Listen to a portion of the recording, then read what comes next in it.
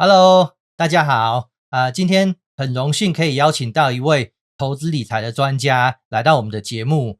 那这位就是明达，他目前居住在 New Jersey， 可是他服务的范围是整个美国。那今天我们就来问一下明达，他来美国，然后求学，然后办绿卡，然后找工作、落地生根这些经验。那我们现在就先请明达来自我介绍一下。好，大家好啊，我叫吕明达。那我在台湾其实我是桃园人，不过接着之后工作的到台北之后呢，我就在台北工作。那在台北大概住了二十来年，然后大概40岁左右的时候，举家就是背负重任搬到美国来这样子。那我之前是在 NYU 念这个硕士。NYU 就是纽约大学嘛？对，纽约大学没有错。然后我来那年很特殊啊，其实2001年，大家知道那一年发生什么事情吗？不知道。911。哦，911恐怖攻击。对，我就站在我们学校前面那个第4街那边，看着911倒下来，看到飞机撞下去，然后失火，大家很惊讶，在这边看，突然瞬间就啪，2栋大楼突然就倒了。对，就倒了。那你那个时候有想到是恐怖攻击吗？那时候其实我们一开始不知道，只是看到电视在讲，然后就有听说好像是恐怖攻击。对，所以那时候其实大家蛮慌张的，不过大家都还在路上看，但是看到他倒的那个时候，大家就赶快跑了，因为那个烟很大，所以吹的都是他也起火了嘛，对不对？对。OK。对，然后那时候其实在纽约那时候其实蛮紧张，因为所有交通工具都暂停，就是所有地铁、公车什么回不了家了，也是我们都回不了家，对着麦克风都回不了家，所以说我们都要跑到那个大家那个到我们同学的这个宿舍去躲，但是在那边先待着，对，先避难，等到那个大家晚上可能傍晚的时候，那时候恢复交通之后，就是班次开始陆陆续续的，大家才有办法回家，不然那时候大家其实蛮紧张。然后接着后来又有另外一架飞机撞那个国防部嘛，对，那个嘛，对，所以那时候其实那个我妈妈就打电话说，你要不要回来？我说你现在回去更恐怖啊，你现在不敢坐飞机啊，对，到时候又被劫持了，所以这个其实是蛮特殊的经历啦。那我觉得真的是在纽约才有办法发生，还会遇到这种奇怪的事情这样。对，那目前我住在 New Jersey 嘛，那住在 Princeton 大学那附近。当初搬来也是考虑小孩的学区嘛，我觉得大家可能在我们这一代，可能40-50岁都会考虑到小孩的一些就学或者是他的一些未来发展。对，没错。然后我们就考虑这个 Princeton 这个区域这样子，然后那时候就搬到这边来住这样子。那时候其实我蛮辛苦的，说实在的，因为我住在 New Jersey Princeton 这边，那我工作是在这个 Manhattan 那边，在 Downtown，所以我需要通勤。对，我需要通勤，我需要每天先开车去火车站，然后再坐火车，大概将近快1个小时的火车，然后再从火车站坐那个 Pass 到那个就是 World Trade Center 那边，就是以前真的倒下来那边，我是跟那边蛮有缘，我要坐到世贸大楼站下车，然后再走到 World Trade Center， 这样一趟下来大概1个半小时到2个小时之间一趟很辛苦。所以我这样每天来回2趟，大概就是快花到3个小时，将近快4个小时去了，3个半小时到4个小时之间，所以每天花在通勤的时间非常多。所以后来我真的是觉得很辛苦啊，说真的，这个对我们这个第一代移民是蛮辛苦的一件事情。这样对，我也是第一代移民呢。好，那现在要问你一个大家很关心的问题，也就是说你是怎么样？你是因为念研究所所以才来美国嘛，对不对？对。那你是如何取得绿卡？你是走哪一条路 ？OK， 其实因为我念研究所大概2年嘛，就是硕士2年，我就留在这边 OPT 1年，就是大概实习1年之后，其实那时候觉得好像蛮无聊的，因为其实同学啦都回去了，那自己在这边。我先插一下话，他所谓的 OPT 呢，其实就是你念完研究所之后，那美国政府给你一段时间，让你可以合法在那边找工作。那他说的那个就是 OPT， 就是这个东西。好，请继续。对，然后 OPT 结束之后，其实公司有愿意帮我办这个工作签证啊。那申请到一半，其实后来我就毅然决定先回台湾好了，因为其实台湾陆陆续续有回台湾回去暑假回去嘛，觉得其实台湾也不错啦。后来我就打算回到台湾去工作。那个时候你的老婆跟小孩那时候还没结婚啦。那个时候是20几岁嘛。OK， 当完兵之后就出来念书了嘛。所以一方面也是等于回台湾找老婆啦。简单来讲是这样，因为在美国其实你要找像我们华人，尤其是台湾，你要找到就是对象不多嘛。对，就选择性比较少。对，没错，没错。对，那回去之后，其实我我的整个职业生涯我都在券商工作。像我以前一回去我就在宝来证券，那现在可能没有，大家可能不知道。那宝来证券应该后来是被这个元大证券合并，所以那时候我就变成就是元大证券。那接下来我就到这个凯基证券去了，这样子。那最后我就在凯基证券结束我的台湾职业生涯了。那接着我就是申请到美国有一家公司愿意帮我办绿卡，那我就开始着手这件事情。那我觉得蛮幸运的啦，就是公司也蛮 support 我的，我们大概2年的时间就把这个绿卡办下来。那算很快。所以我是在台湾等到绿卡都下来之后我才过来，因为我不敢冒险，万一我如果过来，然后过程中又全家都带过来了，都40岁了带过来了，然后万一身份又搞不定，那到时候有差错的话，那是不是全家又要搬回去？那就这样来来回回，其实是很辛苦的一件事情。所以那时候其实我还要去行天宫说，到底我是不是要移民过来这样子？对，其实那时候其实内心也蛮忐忑的，就是很说要不要来，要来不来，要来那边，其实在那边挣扎，两边你真的有去求签的？真的有啊，真的有。他求了什么签？就说可以去啊。对啊，所以我就来，因为其实很快，其实2年，我觉得人家都说，你2年就下来，蛮快的所以那时候我觉得好像还蛮顺利。那我当然是走一般的过程就是从 PERN 开始。对，慢慢这个部分讲一下，就是说你们这个。我先讲我的绿卡啦，是因为我有发表期刊，有发表论文，然后我走的是那个路线叫做 EB2 NIW， 它就是国家利益豁免，然后我走的是这条路，然后我过得很快，不过明达走的路跟我不一样，所以这方面请他跟大家解释一下是怎么样。对，公司的话他就先登广告，然后好像是3-6个月找不到人的话，那他就可以开始帮我着手弄这个 PERN 这样子。对。那 PERN 大概其实我也没有很注意说大概每个阶段是多久啦。说实在，因为我那时候人在台湾，我在台湾工作，我也其实不是很 care 说到底要多久才会完成，所以反正就边走，我就在台湾边工作，然后这边走完我就过来这样。那从 PERN 开始，然后 PERN 完了之后呢，其实就是大概就是公司接着办140嘛。那140之后呢，再来就是140就叫做请愿表。这个非常重要，就是说你有什么资格你先讲出你有什么专长，有什么资格，为什么你凭什么觉得你符合美国的国家利益？那美国他收你，他又不是吃饱没事干，他收你一定就是你有特殊专长，或者是有什么技能，就别人都不行，就只有你来可以的这种。那所以这个140表格做的就是这件事情。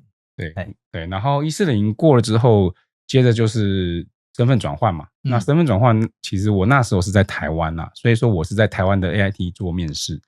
那面试当然应该算蛮顺利的，就审核通过。那接下来就是等这个绿卡过了之后，他就通知我说你可以来了这样子，可以入境。对，然后我就选了一天嘛，就开始真的就是全家移民啊，就是举家把家里都清干净，然后叫了大概半个货柜，用货柜的方式送到这个美国来这样子。那入境那一天就是在海关那边压指纹，压完指纹就整个程序就算走完这样。对，他这个公司他录取你的时候啊，他这个 package 里面有没有说你搬家的时候他帮你出多少钱？没有，这个就没有包括在内。所以你是自己掏腰包的。对，货柜自己弄的。对。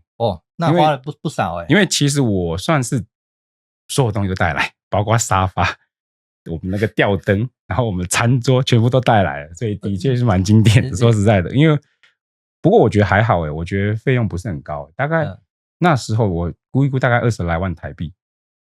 那差不多。对，而且他们那个服务公司蛮好的他来家里打包，基本上我还不用自己去。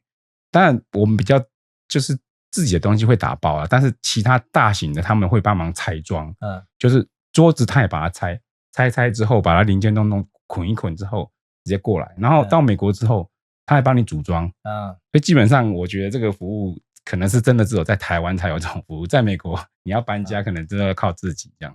我讲一下，我那时候找到工作的时候我们学校他就给我一个方案，就是说他会帮我付搬家的钱，然后他是请那个搬家公司先送一个像棺材一样的东西到我家，也就是像小货柜啦，小货柜。然后呢，你就是一直往里面放东西，一直往里面放到满的时候，那天呢，他就来叮叮叮，他会先确认你里面放了什么东西，然后你也签名了，确定里面就是这些东西，他就开始订，4个角落全部都订起来，封好，然后就上货柜。对，然后我就飞过来嘛，我连车子都上货柜，然后我飞过来，然后没过多久，过几天他就到，他是开卡车，他开好几天，大概五六天吧，来了之后，然后我就去取车啊，然后他货柜就来了，我就卸货，然后他们也是一样帮我把东西搬到我租的公寓里面去。对，好，那我现在要来问一下也就是说你走这条路，其实你拿绿卡过得算是很顺利嘛，因为你2年就拿到了嘛。对，差不多。可是你说你登广告的时候有没有竞争者呢？这个问题，竞争者我听公司讲是都没有有啦，好像有几个来应征，但是就是被打退堂鼓，被刷掉就对了，没有这么优秀就对了。对，简单讲是这样子就是因为公司就想要害我嘛，那他就是会这样子。对，这边我需要讲一件事情，根据我的经验他们看广告出来呢，其实有时候并不是真的想要真人，他就是因为他想要走这个移民的过程而已。所以说你有时候你看到有一些广告哇非常好，然后你就申请，可是都没有消息，都没有人回你，其实你不要气馁，因为他这个广告很有可能就只是在帮某个人办绿卡而已，就是这样子。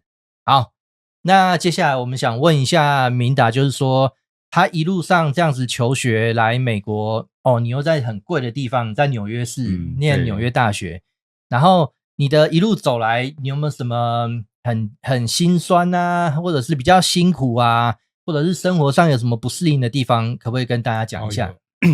当然刚来的时候一定是最辛苦的嘛，刚来那半年其实你语言上其实并不是那么能够 handle 啦，简单来讲虽然我们考试都会考，但是基本上对我们那个年代的台湾人来讲，其实口说都会比较吃力一点嘛。对，就是你听力口说都比较轻。那其实我是换科系读的，所以说我研究所我大学是念土木系，说实在真的对，然后研究所念 computer science， 所以其实是那你跨很远欸。对，然后其实我上半年蛮辛苦的，因为很多就是电脑相关的这些术语啦，还有这些 coding 的方面，其实我这样等于是说我要花比别人多的时间去适应，还要去学习。简单来讲，还要去学习啦，就是说，大家可能放暑假，我自己要留在这边，然后念书，对，念书，甚至是要找人家教我，因为基本上我在念这个书之前，我是没有写过程式的。对，所以说我是从头开始学，有点像要自学这样子。对，所以是这过程当中比较辛苦。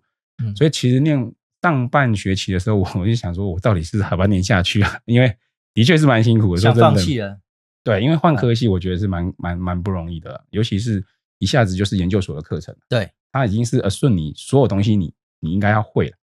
对，他不会再教你的，已经有基本常识就对了。对，这个东西你都要自己去了解才行。对，那这边当然就是求学上我觉得比较辛苦的地方啦。不过当然啦，熬总是媳妇总是会熬成婆嘛，所以我觉得后来都算是得心应手这样的，甚至回到台湾去工作，我觉得都还蛮顺手的。你有没有觉得这语言的东西其实大概有差不多3个月的时间是练胆？就是你一开始是很害羞，不敢跟人家讲话。先把那个胆量练出来之后，就开始慢慢觉得没那么困难。对，可是你比较好，因为你住在纽约市，你不需要买车嘛，对不对？你说那时候念书的时候嘛，对，念书的时候当然对比较不需要，但是其实我不是住在 New York City 啦，我是住在 Queens 那边，就是皇后区那边。那边治安比较不好。也不会其实一个区那么大，它有好区坏区啦，所以一样都是你就是当然不好的区尽量不要去这样子。对。Queens 其实捷运也是很方便嘛，他们的地铁也很方便。对，但是你就是一条线而已啊。你其他区域就是没有线啊，没有线的地方你就会需要用到车子。简单来讲是这样。你比如说你去卖场买东西，你总不能拎大包小包，你又坐公车再换地铁，那也蛮辛苦的。说实在，对。好，那现在来问你一个最重要的问题：你求学的过程，求职的过程是怎么样？你怎么样找到这个工作的？求职哦，其实我在美国这个工作算是，应该算是也不是太难找到了，因为其实我后来研究所念 Computer Science 嘛，那其实你知道，就是说在美国做这个电脑方面，那个年代就是可能7、8年前、8、9年前，那时候其实是蛮好找工作的。对，那上班之后呢，有没有遇到过什么样的困难？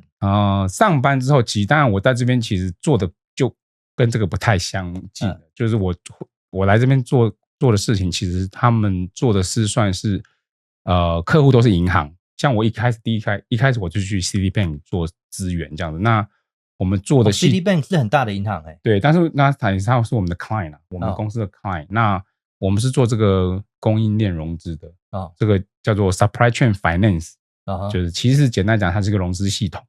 那因应每个银行跟一些它的客户之间不同的关系，要做一些很不同的客制化的东西，这样。那我大概就是负责这一块的部分。所以你面对客户，你也是需要很大量的沟通，你才知道要做什么嘛，对不对？对对，基本上我们就沟通完之后，再交给背后的 programmer 去做。所以变成我就脱离了做 programming 的这个工作，我就基本上我来美国之后，我就没有再做 coding， 就是没有在做写程式，就是变成是有点像 PM 那种概念，或者是直接对客户的，对，或者是需求分析这种，分析客户的需求，然后跟他谈说，我们到底可以做到什么程度？那就是彻底转型了嘛。对对对，简单来讲是转型这样子。对，那现在其实我们大部分已经了解明达他来的过程，然后是怎么样取得绿卡，然后还有一路上来的甘苦谈。那现在我们想要请明达发挥一下他的专长啊，就是说在美国投资有什么样的 pitfall。那像我啦，我自己学校嘛，我在大学里面教职员，我们有一个投资户头叫做 401A， 可是如果在一般业界就叫 401K。那这个东西呢，它其实就是我们学校它有给我们一个 matching， 就是说你放你的工资的7%，然后它也 match， 就等于说它就是你放7%，它也给你7%，然后就变成14%。那这个东西它就是看你选择什么样的项目，它就在这边一直钱滚钱，一直钱滚钱，等到你要退休的时候就可以拿出来。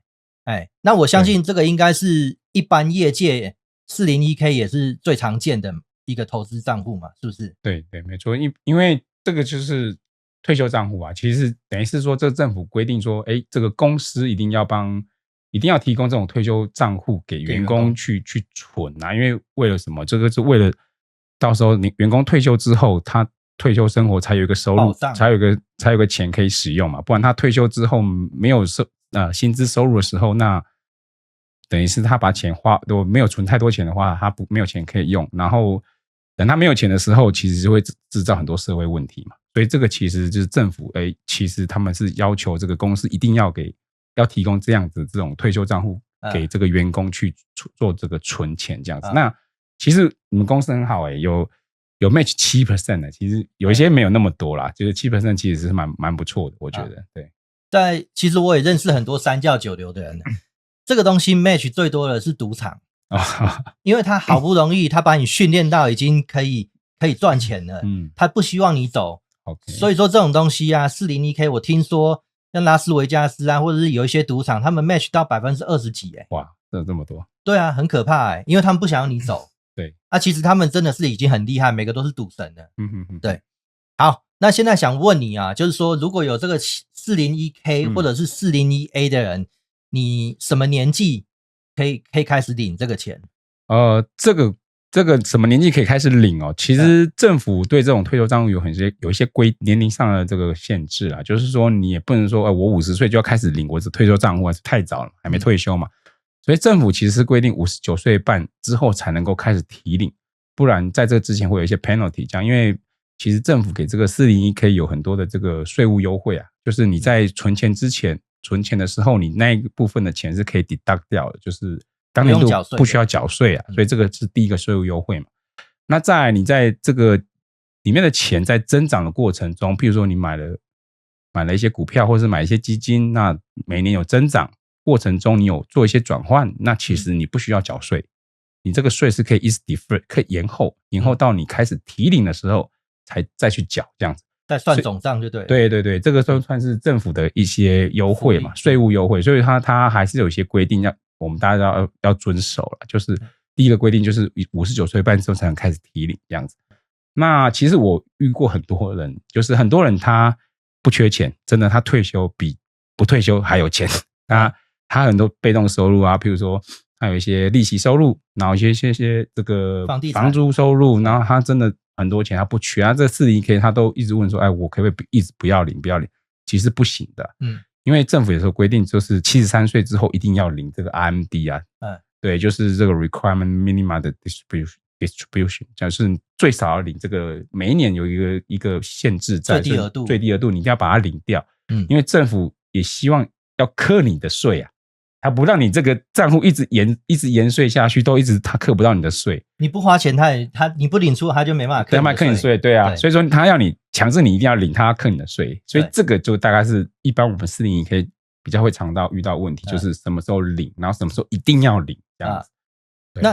那这个东西可以领多久？还是因为他这个可以领多久是取决于你这个账户里面有多少钱？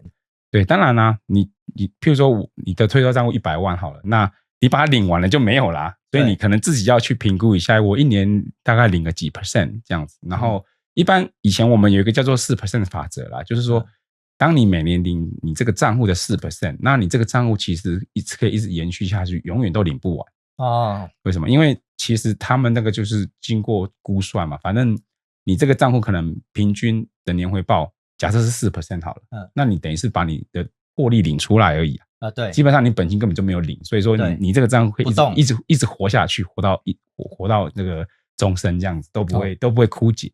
但是其实现在的投资，我觉得没有那么低啦，就是你即便全部放这个大盘指数、标普500指数好了，平均回报都有8到9，甚至8到10。对，所以说基本上可能可以 double 的这样领，但是前提就是说，你这个投资不能乱投资啊！你不能说我里面又去冲去买什么这种小型股啊，干嘛的？这个万一上上下下，万一跌很多的话，你这个时候这个法则可能就不适用在你这个账户上面。对，基本上我的话，我在美国我是学这个财务规划。那财务规划当然我们分很多区块，投资是其实一小部分而已。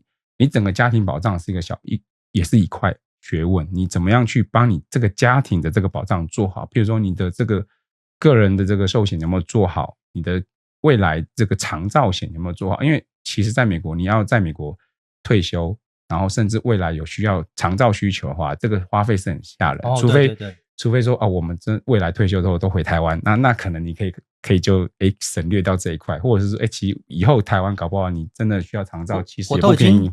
我都已经被除籍了，我都用不了健保了。对，所以这个其实我觉得大家是在退休规划中，不是只有401K 或者是这个退休账户，其实很多啦，很多部分都要去考虑到。那这就是其中一块。那当然我们最后华人嘛，一定都会想说，我把我这个终身的这个努力传承下去嘛。那这个传承又是另外一块，就是说其实规划是方方面面很多种区块。我当初也是因为什么我会转职到这个行业来，就是其实我是在帮我自己家庭做规划。就是说我原本从一开始就是都只是在股市冲撞，以前我什么都玩啊，什么选择权期货啊、权证什么全部都玩，因为我就在券商嘛。那到一个年纪之后，40岁、45岁之后，我不可能再这样就去冲撞，因为那个每天的金额上上下下太恐怖了。我已经没办法受不了了，我已经没办法承受那个每天的这样波动。我比较后来就是说应该学习说怎么样帮我的家庭资产做一个完整的配置。对，就是我有哪一部分是要 secure， 这个部分是绝对不能动的，对，也不能让它赔的。对，那市场上有什么保本的商品？对，我们要去了解。以前会想说，我是不是投资债券是很保险？其实不是。我以前也是这样子，我以前券商嘛，所以我想到之后比较保本，就是投资一些债券啊，干嘛的，一些公司债，甚至一些公司债这样。或美债，那可以吗？其实美债是可以。那其实那美债的它利率就低嘛，对，因为它是赚的少。政府债它就是利率可能了不起，现在是高啦，现在有4点多，那以前可能只有2啊。那所以你基本上你看不上眼。对，因为它可能比通货膨胀还低，那就没有意义。对，所以说你那时候可能我那时候就去买一些公司债，但是我受到一个很严重的一个冲击，就是我在 COVID 那段时间，很多公司倒闭，申请破产。那申请破产，你的公司债就是化为乌有了，对，归零了。对，归零。简单讲就是归零，可能剩下几毛钱给你这样子。你拿着一叠纸。对，等于跟卫生纸跟报纸没差别。所以这个东西其实都不是一些保本的东西。那美国市场上其实有一些很保本的东西可以去做。那这个就是我后来有去琢磨的地方。那我当然就是开始配置了，就是一部分保本，那一部分我自己手还是偶尔会养嘛，我还是要去买一下，还是会去玩一下这个股票嘛，小小的股票这样。那我大部分的我还是放 ETF。这个指数 ETF 之类这样子。那再来就是当然就是家庭保障啦，我自己甚至我自己的这个叫长照险，我自己都规划好了，就是即便我以后想要回台湾退休，我这个长照险还是可以使用。所以这个东西方方面面，我们在越了解越多的时候，我可以帮我自己的家庭，甚至我做更好的规划。对，这样。简单讲啦，都宽便啦。这个当然啦，他是这方面的专家，他要聊的话也不是2-3个小时讲得完的啦。那我在影片最后我会把他的讯息放在影片里面，各位如果有问题有疑问，或者是你就是想要投资，想要找一个台湾人可以信，我们台湾人在海外其实都还蛮互相之间都还蛮信任的。那你如果说想要投资，你想要找一个可以信任的人，我就建议你可以找明达到时候我会把那个他的联络讯息会放在影片的最后面。那现在其实也不要浪费明达太多时间啦。我最后面想问明达几个问题，也就是说如果说想要走你这条路，也就是投资理财顾问嘛，想要走这条路的人，你有什么样的建议？如果他现在还在台湾，然后在挣扎，不晓得该不该来的话，你有什么样的建议？想要走这一条路的，其实如果你没有身份，基本上你可能没办法来。因为其实这个方面，我们像以我在的公司来讲的话，我们公司是没有做这个 sponsor 的，就是你自己本身你要有身份才行。对，那你只要有身份，那大部分的人，很多人都是从 part time 开始学啦，就是斜杠人生嘛。因为其实现在美国工作其实都不太稳定，尤其是失业潮。对，尤其是我们华人，我听到太多人都是在这几个月被 lay off 的。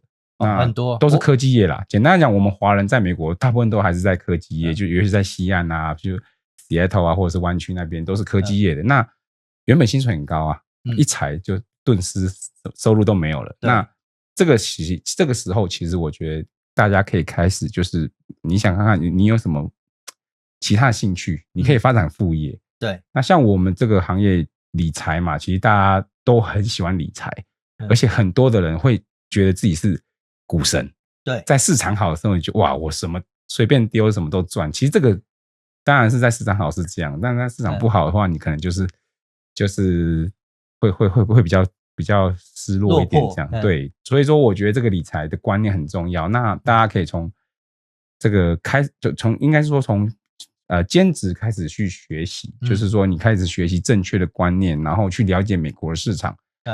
美国金融商品有哪些，然后你可以去做从里面去挑选出适合你自己的这种商品或者计划来做，这样我觉得是大家可以去了解啦。我觉得是不见得说你一定要从事这个行业，你去学习是一件很重要的事情。你去了解，你才会知道说你有什么更多的选择。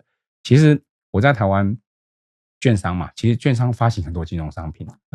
那我们很多这种台湾发行的这种金融商品，在台湾也是，应该说在美国也是有，但是在台湾呢，你是要这种法人等级以上才能够购买。但在美国没有，美国其实很宽松，没有限制，它金额很少，也可以让一般的民众去购买。我觉得其实这个是很大的差异，就是台湾因为金管比较严格，那很多很多商品它不开放给一般散户去乘坐，都是法人以上。那美国我觉得美国就是一个很开放，就是金融市场最开放、最发达的一个国家嘛。那所有东西钱都是往美国跑，所以说为什么美国的这个金融商品很蓬勃发展，而且每家公司都一直在竞争，对，一直在竞争，他们就越开发越好的商品，对，大家其实受惠是我们大家，那我们就要知道去了解这些东西，对，从那边去学习。所以说做一下总结啊，也就是说你要走这条路没有那么简单，因为你第一你就没有身份了，对，那以现在的大环境来讲，公司也不太可能帮你办身份，所以说你比较好的办法，也就是像你讲的，先 part time， 先兼职的开始做，然后开始学经验，对，慢慢累积经验之后，你才知道正确的理财应该要怎么走。对对，那如果运气好的话，可能某一家公司觉得说你表现很好，你可以用，他就可能会帮你办身份这样。OK， 然后接下来呢，就是问最后一个问题啊，就是说你有没有后悔走这条路？这条路目前当然是没有啦。我觉得我都有按照我的步调去走，然后人生的规划。对，我觉得也是还是有得到我想要的东西，我觉得都还蛮好但是就是说 bottom line 就是至少我觉得我在这边我把我的整个家庭的规划做得蛮好的，就是说我真的万一怎么样我都不需要担心的，就是一切都处理都已经设置好了这样。哇，都不用担心了。哇，光是这句话听起来就很爽快。对，然后你说未来有终身收入，也有终身收入了，那未来传承也都规划好了。其实我觉得这个你就很安心嘛。对，我什么时候退休，我都不怕说我没有钱这样子。对，就是也不怕麻烦到以后小孩那个爸爸寄个2000块给爸爸，什么都不需要这样子。对，都宽本以后小孩子甚至他们以后要干嘛，你还可以问爸爸帮你投资一下帮个忙，你要干嘛都可以。对，前几天我女儿因为这次来这边就是一直在开车嘛，我前几天去那个 Sedona 后来现在又在这边，然后就在开车，那路上我女儿就问爸爸你做这个你可以赚多少钱什么什么的，就这边就是这边跟我聊这个东西，他说他什么时候聊一聊说他也觉得他蛮有兴趣的，说我几岁可以开始做，我说你18岁就可以开始做了。可以，这个也是一个传承嘛。对，我觉得这个是一个传承，甚至是人脉传承，或是一些经验的传承，其实我觉得都蛮好的这样子。OK， 好，时间也差不多了今天非常感谢明达来到我们的节目，然后呢，我会把他的联络资讯放在这个影片的下面，然后各位要是有什么问题，或者是想要投资，然后想要找一个可以信任的人，都可以联络明达。那今天我们就到此为止。好 ，OK， 谢谢，谢谢，拜拜。拜拜。